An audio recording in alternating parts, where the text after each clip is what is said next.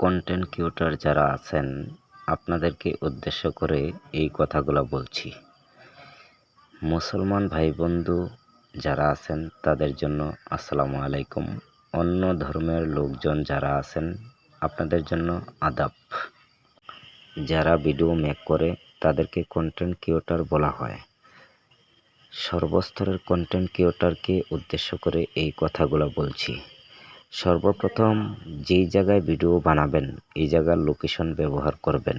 আমি যে ভিডিওটা বানাচ্ছি এই ভিডিওটা হলো ডালপা ভাইরাল বিলে।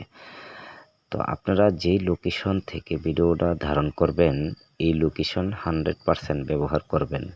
কেননা অনেকে দেখি এক জায়গার ভিডিও বানান অন্য জায়গার নাম কন, এই ভুলটা জীবনেও করতে যাবেন না। এই ভুলটা যদি করেন তো আপনি কিন্তু বদনামের ভাগীদার হবেন। তো বিশেষ করে সর্বস্তরের কন্টেন্ট ক্রিয়েটরকে উদ্দেশ্য করে অনুরোধ করে বলছি, অন্ততপক্ষে সাইবার আইন মেনে মানসম্মান বজায় রেখে মানসম্মত ভিডিও বানাবেন। তো বিশেষ করে অনেক ব্যক্তি দেখি যেইভাবে মন চায় এইভাবেই ভিডিও বানাচ্ছেন, এক জায়গায় বানাচ্ছেন আরেক জায়গার লোকেশন দিচ্ছেন, যারা মন চায় তারই স্ক্রিনে তুলে দিচ্ছেন। এই ভুলটা করতে যাবেন না। সাইবার আইন এমন একটা পর্যায়ক্রমে বর্তমান আমাদের কন্টেন্ট ক্রিয়েটরের বেলা উপস্থাপন করা আছে, এটা হয়তো আপনারা জানেন না।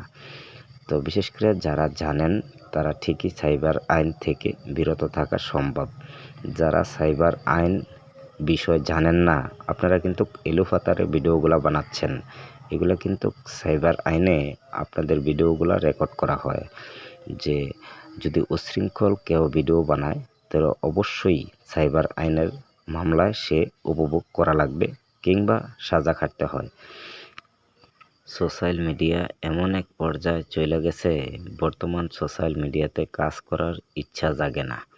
হাজার হাজার পরিবার ভেঙে যাচ্ছে শুধু এই টিকটক করার কারণে। হাজার হাজার অভিযোগ বর্তমানে দেখতে পাচ্ছি। বিশেষ করে একটা কথাই সকলকে বলবো, মেয়ে হন কিংবা ছেলে হন, অন্ততপক্ষে ফ্যামিলির দিকে তাকাইয়া দেশের মান সম্মান বজাইয়া আপনি ভিডিও বানান। দেখেন মেয়েদের যে মেয়েগুলা টিকটকার আছে বেশির অংশ এই টিকটকার মেয়েগুলা বিভিন্নভাবে বিভিন্ন ফাঁদে অনেক ছেলেদেরকে ফাঁসাচ্ছে। তো কন্টেন্ট ক্রিয়েটর ভাই বন্ধু যারা আছেন একটু জাগৃত থাকবেন।